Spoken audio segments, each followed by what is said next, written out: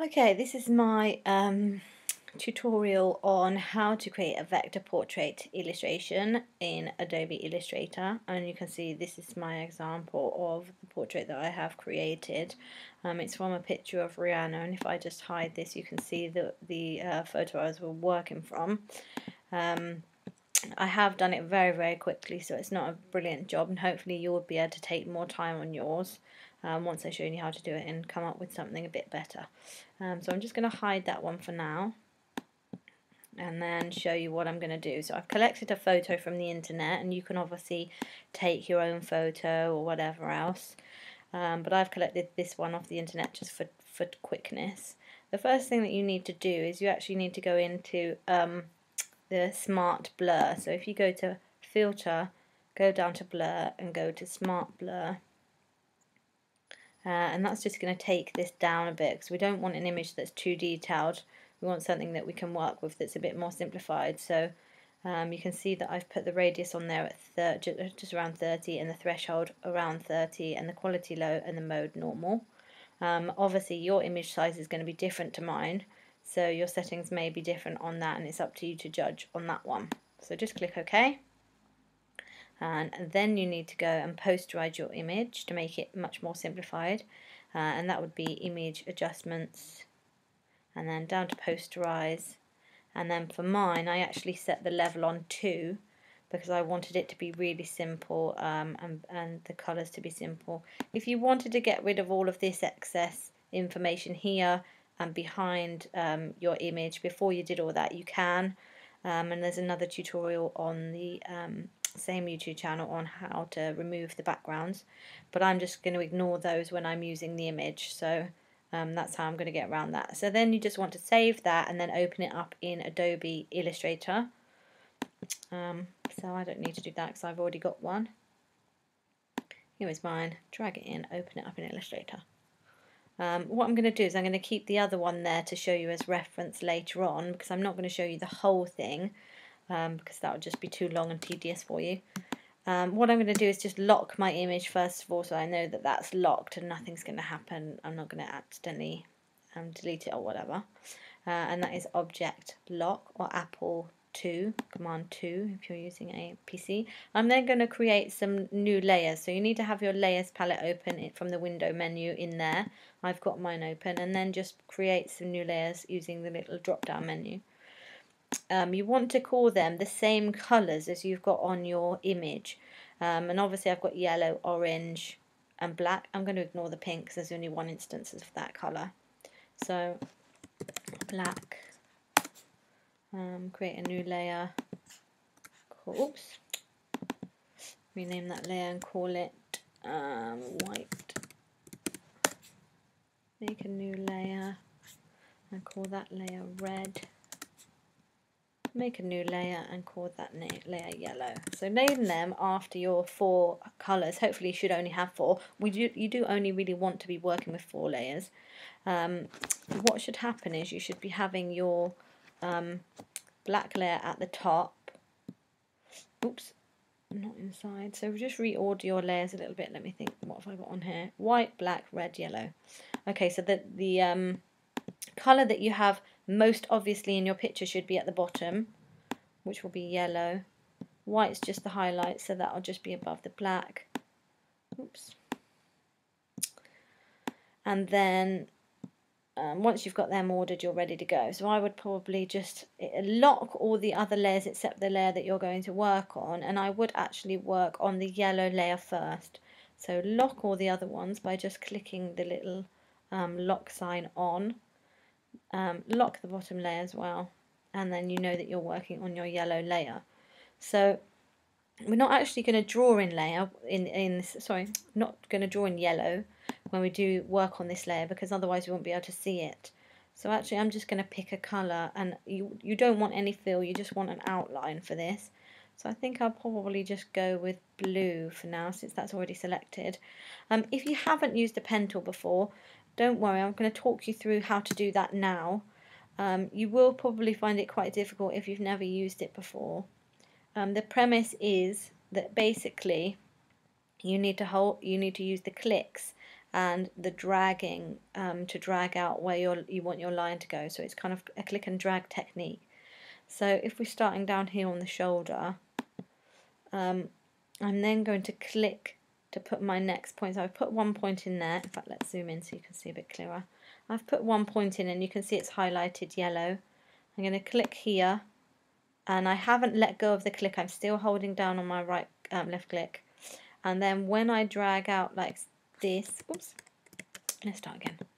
Click, click and drag, and you can see, unfortunately, because it's on a white background, it's a bit difficult and the colour is on yellow. But you can see that as I'm doing that, I am able to drag the point, and as I drag that point out, that handlebar out, it will help me determine where to lay down my line. And if I just show you that here to one side so that you can see again, finish doing that, click on one, click again, and then as I drag, you can see that my line changes and bends whichever way I want to do, and then I can let that go. And then if I've made a mistake with that line and it's accidentally gone up that way and I want it to go the other way, if I select on the white arrow, I can get that handlebar and I can change the direction. It is essentially just a directional handlebar which will help me move the direction. And as long as you know that that's how you can do it to edit it, you should be fine. What you don't want to do at this stage is have lots of separate lines. You really want to just be creating one complete line. I'm going to just delete that now a minute. So as you're doing this, you want to make sure that you're doing your whole line in one. Now you can see I've just reselected the line I drew earlier, and if I collect my pen tool by clicking on P, which is the shortcut for the pen tool, and you can see that's highlighted there, rather than keep going over to your tools every time. If you click P, that will do it for you. When you actually hover over where you put the last point, and it's really difficult to see on this, and I'm very sorry, you will actually just get, let me move that so you can see, you will actually just get a little mark there, a slash mark, and that means that you can, if you click there, you'll reactivate the pen tool and you can carry on from where you left off. So if you have finished a line, just click on the end and you can then carry on drawing your line as you go. Click, hold and drag, click, hold and drag, and I'm going to zoom out a bit. You may find that you have to work quite clearly dragged in, zoomed in, sorry, because you're not able to see with the colours and things like that. Now what you're doing with this yellow layer, let me just zoom out and talk to you about it, is because the yellow is mostly covering the whole outside of the image, we're literally going to draw roughly around the very edge of the image. We don't need to worry too much about the blacks, there's no yellow in the black anyway. So just draw around the whole image as you go. And you don't want to put too many points in. You can see I'm just putting a few points in and clicking and dragging where necessary to make that point fit the shape. And if I go wrong, it doesn't matter too much because actually it's a representation, not a completely accurate image anyway. And then once I've gone around the outside and I meet up with my point again, you'll see that I get the little zero appearing next to it, and that means that I'm closing the circle, closing the loop, closing the path, and that now is one layer complete. At this stage, what you don't want to do is you don't want to be adding any colour to your fill at this stage. It's easier if you just leave it as an outline. So we now know that that whole background layer is going to be yellow, or whichever colours you choose to change it to. So you don't need to do anything else to that layer once you've done that, draw around the outside. You can just lock that. I don't know what I've done some weird thing here. So just ignore mine, it shouldn't look like that. And then we need to go on to the next layer. What I would also do at this stage is hide the yellow layer or the bottom layer, because you don't want to be seeing that. You don't want that to interfere with what you're doing on the next layers. What I'm going to do actually is go up to the red layer next then. And then you need to make sure that's unlocked. If when you're trying to do the pen tool you get this weird thing on your cursor, you know that that is meaning you can't draw. So if you're trying to draw and you can't draw anything, it's because you're still locked on there.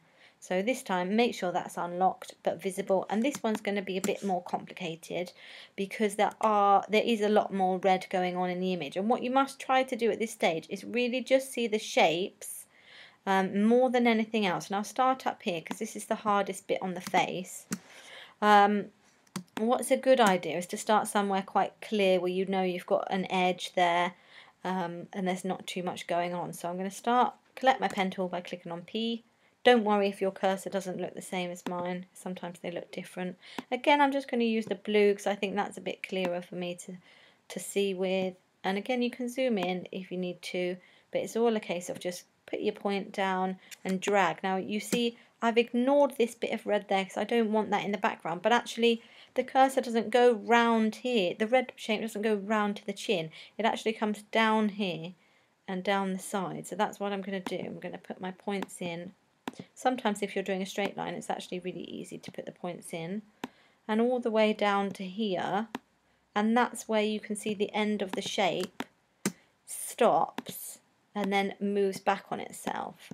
And that is the key, to really think about how these shapes can be just one shape. And you see I'm just doing this really roughly, I'm not worrying too much. So I'm coming down here with it. Again, you can crop out the bottom part if you want to. For mine, I actually made this bit a lot shorter, but for the benefit of you here, make sure you're not getting confused, I'm just going to do this bit. And you can see there's no red in there, but it doesn't matter that I've gone over the edge. I'm just doing it quickly. And you can take more time or do it as quickly as me, if it's up to you how well detailed you want to do this. I've actually ignored the necklaces on mine as well, so I'm just going to ignore that bit. Coming up here, always going round the edge of the red area, just loosely going around it with my pen tool. And I can see I'm putting on quite a lot of points in there to get the shapes and stuff. So once you've gone all the way around that, you can do the same thing. It's up to you how selective you are about which bits you collect. I'm going to just go really quickly, put in some of the bits down here. If you need to move your screen like I did as you're doing it, if you don't know, you can actually, while you're selecting the tool, if you hold down the spacebar, you get a hand and you can drag your image then, so you don't need to do any thing with the zoom tool. You can just drag your screen up and down with the hand tool, and that's really useful to know as well. And when I get here, you can come round and up there and do a little bit in the ear if you want to. But again, you need to make sure that you're not letting the line stop. It needs to be a whole shape.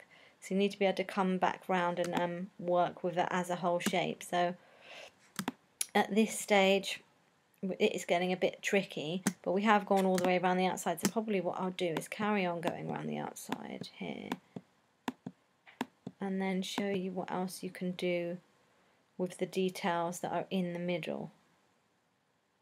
In fact, actually, probably what I'll do is come round here like this, ignore that section, come around there, and then I know that I'm coming round the back end of my shape.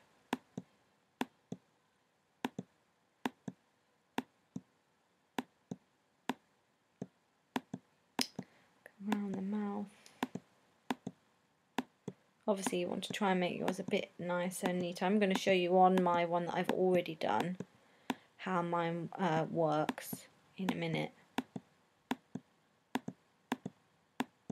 I'm just trying to get round here, go around the eye a bit. Oops. Do a bit of that, come around here a bit. And then join my path up, and then now I know that I've got a whole shape there of red, but you can see also I've got red in the nose area, so I'm going to zoom in at that, and I'm just going to quickly put in the red lines around the nose. And I'm actually going to grab the white arrow, A for white arrow if you need the shortcut for that, and drag that one down. And hopefully you can just speed this up. You don't have to watch all of this. Putting in the details for the red layer, like this. What I'm going to do now is I'm actually going to switch back to my other one that I've done. Here's the one I did earlier. And I'm actually going to show you on that one how you can move on from that. So if I click back to this one, what I'm going to do is I'm just going to hide everything. And you can see I've still called my layers red and whatever, but it's just that I've called them, I've changed the colours. So you can see red has been coloured into blue, and let's just get rid of that. In fact, let's just select everything because it's all undone, and let's just get rid of the fill, and then you can start to see how this whole thing is built up layers wise. Let's give them all the same stroke, and you can see there, if I select the black layer as well and I give that the same stroke, get rid of the fill, you can see how actually the whole image is simply just a whole lot of different lines that I have and shapes that I've created in the other image, and that looks quite complicated, but it's actually not. If you keep sticking to each layer each time, and I hide the background, you can see that I'm starting to build up this kind of map of images relating to our picture and to the different colours, and just in line like what I've gone here. So once you've done all your lines, I've just done the red and yellow, so you can carry on and do the black and white on your own, making sure to hide each layer as you do, and make sure they're locked. Unlock the next layer and draw on the black. You carry on doing that, and then come back to this in a minute and I'll show you how to just fill everything and make sure everything looks good. So I'm going to lock all these again, make sure I've locked the background layer and it's not visible. I'm then going to hide everything but the yellow layer, so I'm going to go to that layer first. So I'm going to click on the yellow layer, I'm going to unlock it and then select everything within that layer and give it a colour. Now it's up to you which colours you want to use, but I ended up going with a darker blue fill colour. So I just opened up in my swatches some colours, gave it a blue colour. If you're not sure, if you don't have any swatches in your document randomly, you need to just go down to the swatch libraries and open up some colours. I just opened Celebration because it was the easiest one to get.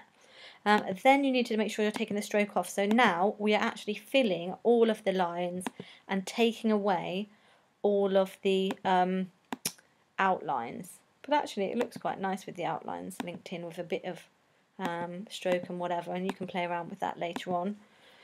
And then each layer at a time, the same thing, making sure that you're locking the one underneath, drag to select all. This time the fill, I'm going to fill with this lighter blue that I've actually got in the stroke, so I'm just going to drag that from the stroke in and then click on that to change that. And you can see it's very, very simple the way this works out. Lock again, click onto the black layer, show that, unlock, select everything, turn the fill black, get rid of the outline, and then lock that one, show the white layer, and then this time the white layer is actually, oh no, it's still got a stroke on, so I want to make sure, oops, that I unlock that, select everything, and then get rid of the stroke. And there you can see my final Rihanna image. Hopefully that hasn't been too difficult for you to create.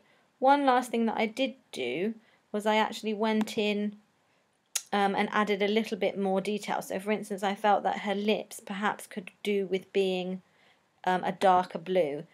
When you are doing that, you'll find that you actually have to work on the different layer because you need that to be above the blue but underneath the white. So I actually worked on the light blue layer on the lips, and actually what you can do is you can hide everything, go back to your original image, make sure everything's locked, draw in the lips the colour that you want them, which I think was the darker blue, so we'll just do it that one. Just draw, oh, I've locked it, so that's key, we need to unlock that. Oh, can I do it? No, I can't do it. What I'll do is I'll draw it on this bottom layer, make sure everything else is locked, and then I'll show you how to drag it in. So if I want to add in details afterwards and I'm not entirely happy with my image as it is, what I would do is just draw it on the bottom layer. Because it's a vector, it's fine, you can just drag it in, and then I would show the layer I want it to be on, and I drag that layer into that other layer. So you need to unlock the layer you want to drag it to. Click on this little square in the corner, indicates that I've got the artwork selected, and then I can just drag that up and drop it, and it then becomes a green square to represent that it's now on the green layer. So I'm going to hide the background, show everything else, and you can see that I've now added a nice blue lip layer into the light blue, and I think that helps that to stand out. I also went back and edited this section here because I wasn't happy with that. I got rid of some of the dark layer there because I didn't think it was, I think it was too much really. So I took that back for my final one as well, but it's up to you. And I also added in a little bit more in the hair. So again, you just go onto the black layer, and this time I just freestyled it. I just copied what I'd kind of already done a little bit already with that one and added that in. And obviously you can add a lot more detail in as and when really to suit your needs. This isn't particularly very good because I've done it very, very quickly just to show you, but hopefully that gives you the idea, and then you can then work on that further yourself. So that was a tutorial for how to create a vector portrait illustration in Adobe Illustrator, and I hope you found that helpful.